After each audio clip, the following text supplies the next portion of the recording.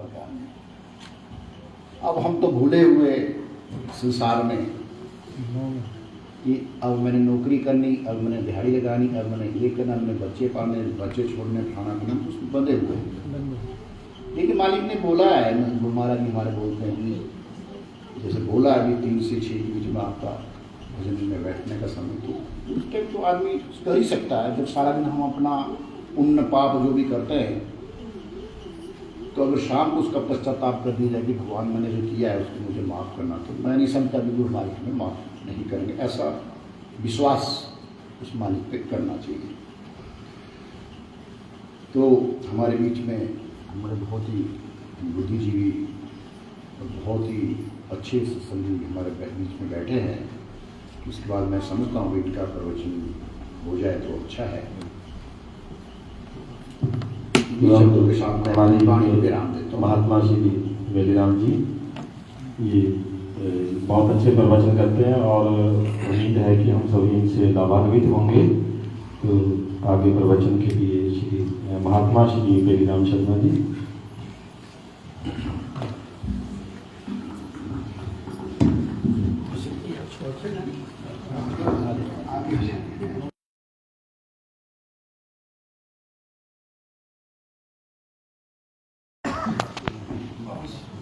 बोलो जयकारा बोल श्री सद्गुरु महाराज की जय। थोड़ी सुस्ती पड़ी हुई है, थोड़ी जयकारे से कहते हैं कि जो हम मन वचन से कुछ सारा दिन में बुरे कर्म करते हैं वो साफ हो जाते हैं। जब गुरु महाराज की हाजिरी लगती है तो जोर से दोनों हाथ खड़े करके, और जो हाथ खड़े नहीं करता उसके जो दूसरे वाले हैं उसके पाप उसको चले जाते हैं। इसलिए सारे हाथ खड़े करेंगे। बोलिए जयकारा बोल श्री गुरु महाराज की जय। बोलो श्री परमहंस दयाल जी महाराज की जय। बोलो नकली निवासी सतगुरु भगवान की जय। बोलो अम्बाला वाले सतगुरु महाराज की जय। बोलो सारे संतन समाज की जय। सत्यम बोधमयम नरोममलम प्रत्यक्षमेव सर्वेश्वरम रत्नैर्मण्डित श्री शुभ्रमुक्तम शुद्धाम्बरे शोभितम मुक्तामार्गभूषितं च हृदयं सिंहासने संस्थितं भक्तानां वरदं प्रसन्नवदनं श्री सद्गुरो नौम्यहम्। श्री सतगुरु नौमे बंदो चरण सरोज गुरु मुद मंगलागार जय सेवत नर होते भव सागर से पार, भव सागर से पार। गुरु जी के सिमरण मात्र से नाशत विघ्न ताते सर्वारंभ में ध्यावत ध्यावत सब संग। जेहि खोजत ब्रह्मा थके, जेहि खोजत ब्रह्मा थके, सुर नर मुनि और देवा कहत कबीर सुन साधुआ कर सतगुरु की सेवा, कर सतगुरु की सेवा। वेद शास्त्र और भागवत गीता पढ़े जो कोई, तीन काल संतुष्ट मन बिना गुरु कृपा न होए, बिना गुरु कृपा न होए। ब्रह्मानंदम परम सुखम केवलम ज्ञान मूर्ति द्वंद्वातीतम गगन सदृशम तत्त्वमस्याति लक्ष्यम एकम नित्यम विमल वचनम सत्य साक्षी भूतम भावातीतम त्रिगुण रहितम सद्गुरुं तां नमामि, सद्गुरुं तां नमामि। गुरु ब्रह्मा गुरु विष्णु गुरुर्देवो महेश्वरा गुरुर् साक्षात् परब्रह्म तस्मै श्री गुरुवे नमः, तस्मै श्री गुरुवे नमः। तुमेव माता च पिता तुमेव बंधु च सखा तुमेव विद्या द्रविणं तुमेव सर्वं मम देव जय जयकारा बोल मेरे श्री सतगुरु महाराज की जय। जगत बंधनिया, भ्राता समनिया, सभी जगदितकारी भक्त वत्सल अद्वैत मत के संस्थापक दादा गुरु श्री परमहंस दयाल जी महाराज के चरणों में मेरा साष्टांग दंडवत कोटि कोटि प्रणाम। प्रातः समणीय हृदय सम्राट नगली निवासी सतगुरु भगवान जी के चरणों में साष्टांग दंडवत कोटि कोटि प्रणाम। अंबाला वाले सतगुरु महाराज जी के चरणों में कोटि कोटि प्रणाम। और हमारे बीच आज श्री लाइट राम जी के घर में जिन्होंने एक प्रण लिया है कि हर सेकंड संडे को प्रोग्राम रखेंगे, तो गुरु महाराज की विशेष कृपा कभी कभी किसी किसी चीज पे बरसती है। उनको और उनके परिवार को बहुत बहुत बधाई। हमारे परम आदरणीय तनवर जी, परम आदरणीय महात्मा नंदलाल जी और उनकी पत्नी और जितने भी यहाँ गुरुमुख जन, मनमुख जन, बच्चे, बुजुर्ग, माताएं, बहनें, सभी के चरणों में मेरा सादर प्रणाम और प्यार भरा जय सच्चिदानंद जी। कहते हैं सत्संग में जाइए तज माया अभिमान, जितने जितने पग धरती धरे कोटि नियत समान।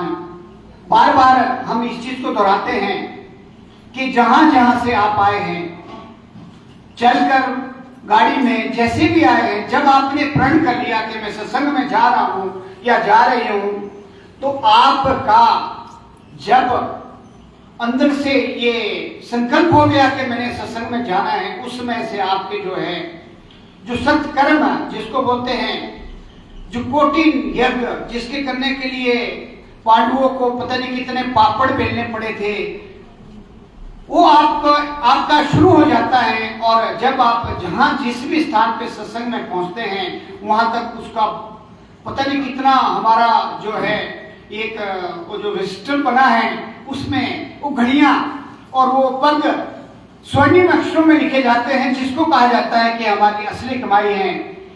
क्योंकि संसार की कमाई अरब खरब पता नहीं कितना आप कमा लो। राजा आपने सुना होगा, वो सिकंदर हुए हैं जिन्होंने पूरे संसार को जीता, पूरे संसार की संपत्ति अपने पास इकट्ठी कर ली, लेकिन जब यहाँ से संसार से गए तो उनके साथ एक तिनका भी नहीं गया, एक सुई भी नहीं गई। तो ये आपकी, आप सभी की असली कमाई है जो सत्संग में आता है, जिसने प्रण कर लिया है कि मुझे सारे काम छोड़ना है, कुछ भी हो जाए सत्संग में जाना है। हालांकि हम जब भी सत्संग में जाते हैं, हर बार परीक्षा होती है। आज भी बहुत सी हर्डल रास्ते में आई, लेकिन गुरु महाराज जी बड़ी कृपा करते हैं। जब आपका संकल्प दृढ़ होता है तो वो परीक्षा भी लेते हैं और वहां पहुंचा भी देते हैं। ये सबसे बड़ी मैंने देखी है। क्योंकि अभी एक जगह ऐसा हादसा हो गया था कि वहां से निकलना बड़ा मुश्किल था, लेकिन पता नहीं कैसे कैसे रास्ता बन गया और हम यहाँ पहुंच गए आपके बीच में। क्योंकि गुरु महाराज जी परखते हैं कि आप सच में आपका जो संकल्प है वो सही है या आप उसमें डगमगा जाएंगे। तो डगमगाना नहीं है और हमें आगे बढ़ना है। क्योंकि जैसे हमारे को चरण शरण मिली है, इतने बड़े संत जिसको बोलते हैं परम संत और पिता परमेश्वर नंदली निवासी भगवान का सानिध्य मिला है, जो करोड़ों में कोई एक आधा जीव होता है। इतनी जनसंख्या इस टाइम मेरे ख्याल 8.5 अरब में से आप देखोगे कितने हम गिने चुने लोग हैं जो इनके सानिध्य में, इनके दरबार में बैठे हैं और इनका आशीर्वाद ले रहे हैं। और इन्होंने खुद कहा है अपने, जब लास्ट में था उन्होंने कहा कि मैं जन्म जन्मांतरों तक, जब तक सूर्य चांद इस संसार में रहेगा, तब तक मैं साकार रूप में इस नंगली स्थान में बैठा रहूंगा। तो इससे ज्यादा हमें क्या चाहिए? क्योंकि दुनिया तो चली हुई है, कोई किधर कोई किधर, वो आप सभी जानते हैं, रोज देखते हैं, प्रैक्टिकल रूप में भी देखते हैं और साकार रूप में भी देखते हैं कि दुनिया अपनी जगह चली है। लेकिन हम बड़े भाग्यशाली हैं, आप सभी जितने भी हैं, जितने भी जुड़ रहे हैं डे बाय डे, सभी सौभाग्यशाली हैं। क्योंकि क्योंकि हमें ऐसा दरबार मिला है जहां से कम अगर हम थोड़ा बहुत कुछ भी करते हैं तो अगला जन्म मनुष्य का होगा, हमें 84 लाख में विभिन्न योनियों में नहीं भटकना पड़ेगा। क्योंकि ये हमने जो कुछ पाया है और कुछ जानने की कोशिश की है, महापुरुषों के बीच में रहने से ये पाया है कि जो एक बार नाम तक पहुंच गया, समझ लो कि उसका काम, क्योंकि जब पाठशाला में हमें कोई भी जब डिग्री लेनी है, मान लो बीटेक करना है, जब हमें दाखिला मिल गया, जैसे कैसे भी मिला, चाहे नंबर कम में भी थे तब भी मिल गया, तो बीटेक तो होकर ही रहेगा। आज चाहे कंपार्टमेंट भी आए, चाहे फेल भी हो जाएंगे, लेकिन बीटेक की जो डिग्री वो मिल के रहेगी। क्योंकि जब हमने एडमिशन ले ली, ऐसे ही हम इस कॉलेज में जब हमने एडमिशन ले ली है तो हमारा काम होना ही होना है, चाहे भले ही हमें 2-4 जन्म और लेने पड़ेंगे एक्स्ट्रा उसके। और जो मेहनत करेंगे, जैसे होता है कि क्लास में 100 स्टूडेंट में से IAS 2-4 ही बनते हैं, वो सीधे फर्स्ट आते पूरे ऑल इंडिया में और सीधे अपनी गद्दी में बैठ जाते हैं, अपनी सीट में बैठ जाते हैं, तो वैसा कम होता है। लेकिन ऐसा नहीं है कि जो प्रयत्नशील रहते हैं उन्हें कोई ना कोई सीट आगे की मिल जाती है। तो जो हमें काम दिया गया है, जो हमें नियम बताए गए हैं, 5 नियम, उसका पालन करना है। इसीलिए सत्संग की आवश्यकता है। सत्य संग मतलब कि सत्य का संग, जैसे तुलसी बाबा कहते हैं, बिना सत्संग विवेक न हुई, राम कृपा बिना सुलभ नहीं सोई। कि हमें सत्य का ज्ञान जानना है कि सत्य क्या है। जो हम फंसे हुए हैं इधर उधर कर्म कांड में और दूसरे चक्रव्यूह में, उसे निकलना है। जैसे मैं बार बार कहता हूं कि पहली क्लास जाप, दूसरी क्लास जपा, तीसरी क्लास अनहद और चौथी क्लास है जहां हमने पहुंचना है, अपना आत्म साक्षात्कार करना है। जाप मरे जपा मरे अनहद भी मर जाए, सूरत समानी शब्द में ताको काल न खाए। कबीर जी ने इन 4 लाइनों में ही पूरे हमारा जितना प्रसंग है, हम कहीं से घूम के आए गाड़ी, जैसे कहीं से भी जाए, हम जहां हमारा डेस्टिनेशन होगा वहीं पहुंचेंगे, चाहे पूर्व से चले, चाहे पश्चिम में चले, चाहे उत्तर से चले, चाहे दक्षिण से, लेकिन जाना वही है। तो उन्होंने 4 शब्दों में कि पहली स्टेज है हमारी जाप, जो हम सभी 92% इसमें पूरे वर्ल्ड के जो भी धार्मिक हैं, अध्यात्म में हैं, उसी में फंसे हुए हैं। दूसरी स्टेज है जहां आप पहुंचे हैं अजप्पा, जहां हमारे सांसें 24,000 हम लेते हैं, उसमें से हमें 2,500 सांसें, 10वां हिस्सा जो कमाई हमारी संसारिक है और जो कमाई हमारी धार्मिक है, आध्यात्मिक है, उसमें से हमारा 10वां हिस्सा जो है वो लगना ही चाहिए। अगर हमने तीनों चीजों का बैलेंस रखना है, एक स्वार्थ, दूसरा पुरुषार्थ और तीसरा परमार्थ, अगर इन तीनों का हम बैलेंस रखेंगे, मैंने अपने जीवन में देखा है कि बड़े से बड़े संकट आपके अपने आप दूर भाग जाएंगे। गुरु महाराज बड़ी कृपा करते हैं। कोई आपका कष्ट होगा, पारिवारिक होगा, दैहिक होगा, वैदिक होगा या तीसरा आध्यात्मिक, 3 प्रकार के जो ताप हैं वो सारे नष्ट हो जाते हैं जब हम अपना काम ठीक ढंग से करते हैं, सत्कर्म करते हुए, गुरु महाराज की चरण शरण में रोज 1-आधा घंटा हाजिर लगाते हुए और सत्संग को अटेंड करते हुए। इससे हमारी अंदर की सफाई धीरे धीरे होती है। और जैसे फ्यूज होता है ना, मतलब जैसे 6 महीने अगर हम सफाई ना करें किचन में, रसोई घर में, तो उसमें इतना प्रभाव धुएं का पड़ता है कि काला हो जाता है, बिल्कुल रोशनी बिल्कुल धीमी और बिल्कुल डिम हो जाती है। इसी तरह हमारी जो अंदर आत्मा है, जब से हम चले हुए संसार में हाथ खड़ा करके उसके पास, सत्पुरुष के पास, काल के चक्रव्यूह में, क्योंकि काल ने हमें ऐसा प्रलोभन दिया कि इतना उसने तप किया कि इतनी रोशनी पैदा कर ली कि उसका मजा लेने के लिए आज हम फंसे हुए उसकी जेल में, काल और माया की जेल में बंद हैं सारे जीव। और उसने ऐसा संविधान बनाया हुआ है जिसमें सारे देवी देवता मन के साथ काम, क्रोध, लोभ, मोह, अहंकार हमारे पीछे लगाए हुए हैं, जो सबसे बड़े शत्रु हैं हमारे। अगर हम एक को छोड़ते हैं तो दूसरे में फंस जाते हैं, दूसरे को छोड़े तो तीसरे में फंस जाते हैं और तीसरे को छोड़े तो चौथे में फंस जाते हैं। और उसी से हमारे कर्म बन रहे हैं और कर्मों का ढेर पहले से चला हुआ है। जो संचित कर्मों का ढेर है वो इतना भारी हो चुका है कि अगर हम नाम रूपी जो पारस मणि हमें मिली है उसका डेली 24,000 सांसों में से 2.5 सांसें अगर नहीं लगाते हैं तो वो फिर आगे का आगे बढ़ता रहता है। जैसे तुलसी बाबा कहते हैं, एक घड़ी आदि आदि से बुनियाद, तुलसी संगत साध की हरे कोटि अपराध। अब क्या होता है सांसों का क्या, कबीर जी कहते हैं, कहता हूं कई जात हूं क्या बजाऊं ढोल, सांसें खाली जात हैं 3 लोक का मोल। कि हमारी जो सांसें हैं, ये जो हमारे को जप्पा जाप मिला है, नाम रूपी जो पास मनी मिली है, ये क्या है, सांसों का ही तो खेल है। और श्रीमद् भगवत गीता में श्री कृष्ण महाराज ने कहा कि अंत मता सो गता। अब इन दोनों चीजों को समझना है कि अंत मता सो गता और यहाँ से नाम का क्या कम्बिनेशन बनता है, कैसे बनता है। तो इसमें क्या है कि जब हम वेंटिलेटर में, मान लो हमारी 78 साल की 80 साल की एज है, बीमारी ने हमें ग्रस्त कर लिया है, या कोई ऐसा क्योंकि इस स्टेज में कुछ ऐसी चीजें आ जाती हैं कि हड्डियां भी जवाब देने लग जाती हैं।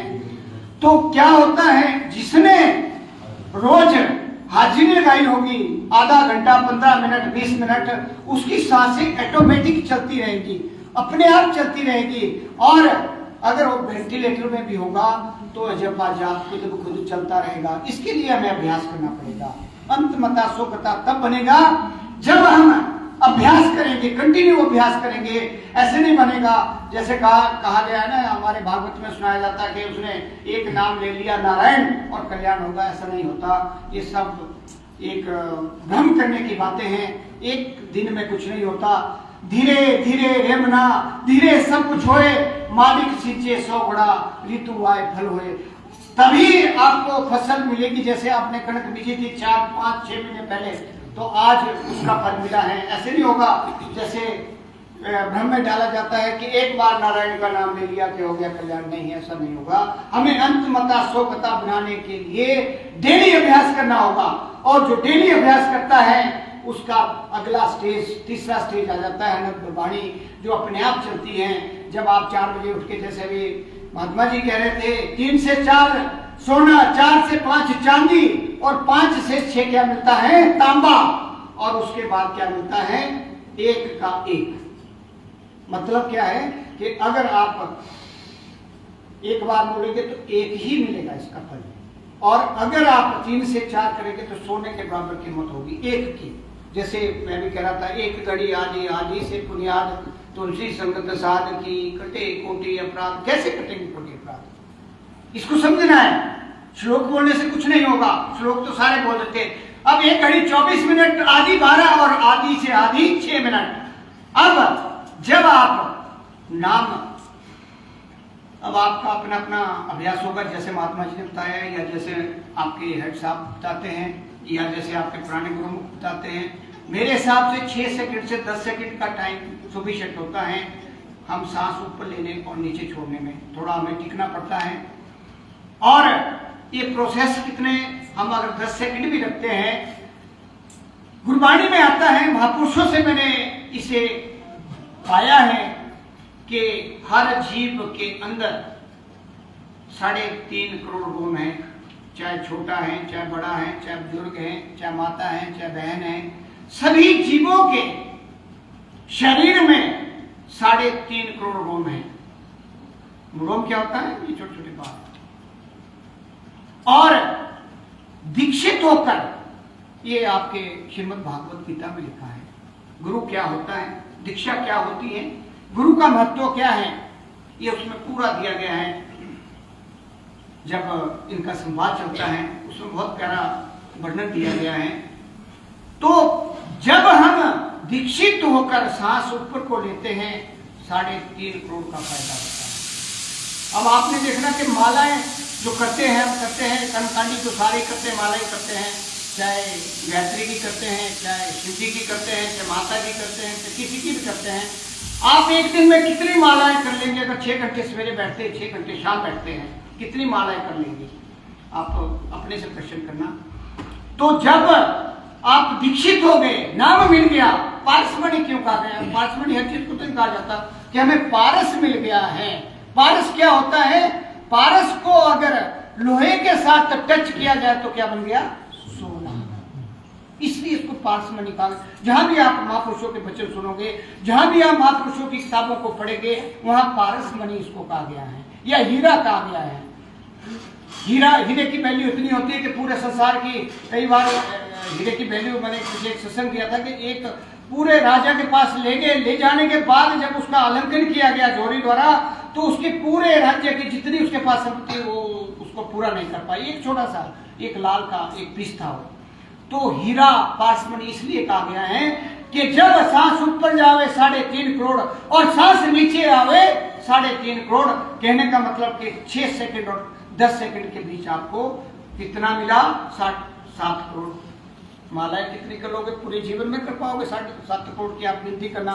चलो वैसे देखना कितनी करेंगे, फिर अपने जीवन को लगाना, 60 से उसको गुणा करना, आप कर ही नहीं पाओगे। इसलिए इसको पारसमणि कहा गया है। ऐसे नहीं समझना ये आराम से मिल रहा है। पहले 22 30 साल जाना पड़ता था, महात्मा उनकी सेवा करनी पड़ती थी, फिर देखते थे कि वो पात्र बना, उसकी परीक्षाएं होती थी। सुनाएंगे इसके बारे में कैसे परीक्षाएं होती थी। कई बार तो आग में झोंका जाता था, आया सही रास्ते में। आज तो आपको चट मंगनी पट गया। इसमें लिखा है कि जो भक्ति सतयुग में 1000 वर्ष में होती थी, वो आप 1 दिन में कर सकते हैं। आज ऐसा समय है। और फिर भी अगर हम सो रहे तो फिर तो हमारे से कौन होगा, जो बोलते हैं दुर्भाग्यशाली जिसको बोलते हैं। तो इसलिए कलयुग को ये कलयुग तो नाम दिया गया है, कल का युग है। मतलब इस समय ये मतलब हमारे को तरने का सबसे बढ़िया सुनहरा मौका है। गृहस्थ का सारा कार्य करते हुए हम अपने योग तक पहुंच सकते हैं।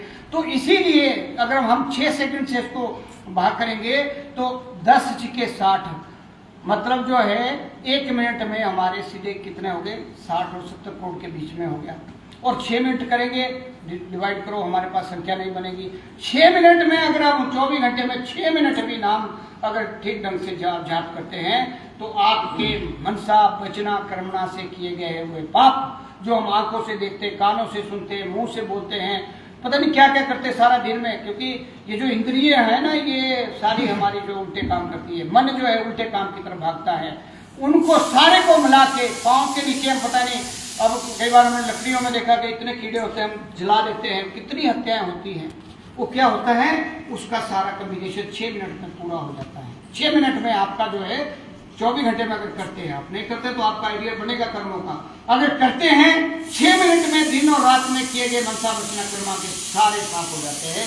12 मिनट करेंगे आपका ग्राफ ऊपर की तरफ बढ़ता है, 24 मिनट करेंगे और ग्राफ ऊपर बढ़ता है। और अगर आप 2.5 घंटा करते तो आप खुद लगाइए कि हम कहाँ पहुंचेंगे। वो जो हम करोड़ों वर्षों से चले आए हुए हैं, ये जीव हम पता नहीं कितने करोड़ों वर्षों से नहीं बैठे, हम यहाँ तो यहाँ थोड़ी बैठ रहे थे, हम ऊपर होते उस रोशनी में जहाँ 1 रोम में करोड़ों सूरज है, 1 रोम में करोड़ों शिव जी हैं, 1 रोम में करोड़ों विष्णु हैं, 1 रोम में करोड़ों माता हैं। उस रोम में उस जगह से हम आए हुए, या तो कुछ भी नहीं है, हम इन्हीं के चक्कर में फंसे।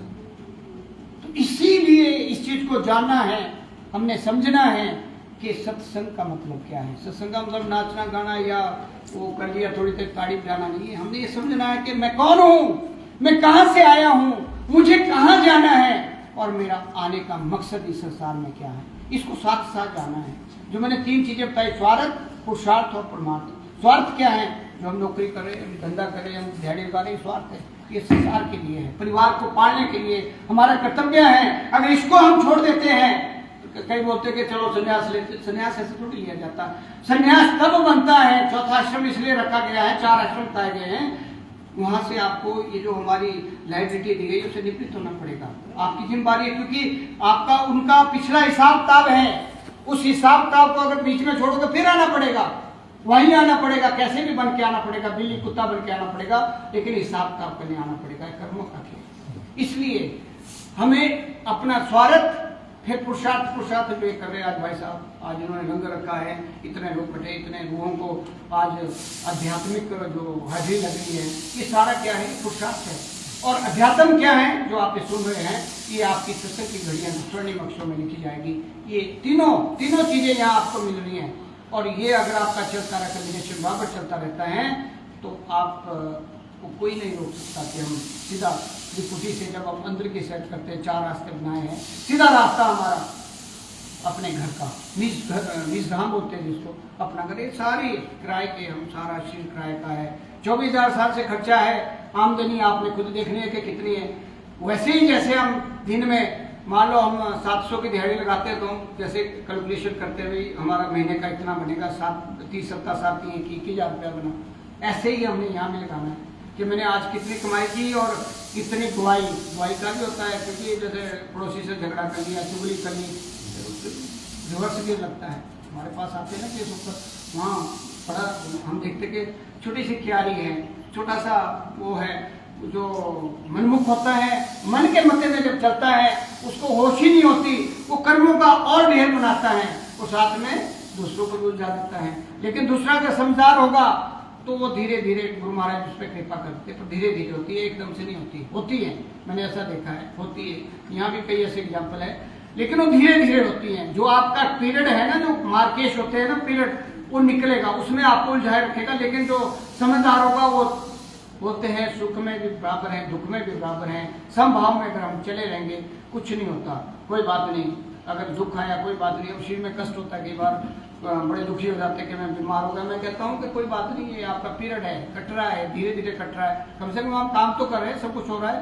तो इसको सुख और दुख को बराबर लेना है, सबको समभाव से देखना है और कोशिश करनी है कि हम जो ये चक्रव्यूह वाले हैं, जो मनमुख, इनसे बचे रहें और जहाँ भी जाए वहाँ एक दूसरे की बात ना करें, बजाय ये है कि हम अपनी बात करें कि मैंने क्या करना है। अगर हम दूसरों की करेंगे तो उसका जो पाप है वो 10 गुना हमारे ऊपर चढ़ता है। ध्यान रहे, जो भी कई बार मैंने देखा लेडीज 4-5 इकट्ठी होती है, बहुत जगह देखा, तो उनके क्या होता है कि एक दूसरे की बड़ी बातें चलती है।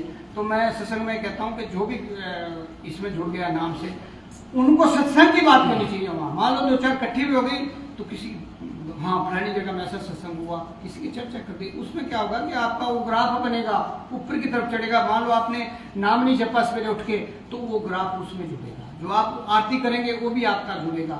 अगर सवेरे शाम आप आरती करते, पाठ करते हैं, जैसे गुरु महिमा में दिया गया है, उसका बड़ा महत्व देखना, उसकी लास्ट लाइनें पढ़ना, उसमें क्या लिखा है आप पढ़ना। कभी मतलब जो आप पढ़ते हैं उसको देखा भी करो कि उनमें 5 लास्ट की लाइनें पढ़ना, उसमें कितना महत्व दिया गया है उस पढ़ने का, गुरु महिमा को पढ़ने का। ये चीज़ें सारी देखनी है। तो समय काफ़ी हो गया, मैं जो बोलना चाहता था वो नहीं बोला गया, जो गुरु महाराज जी निकालते हैं हमारे बस की बात नहीं होती।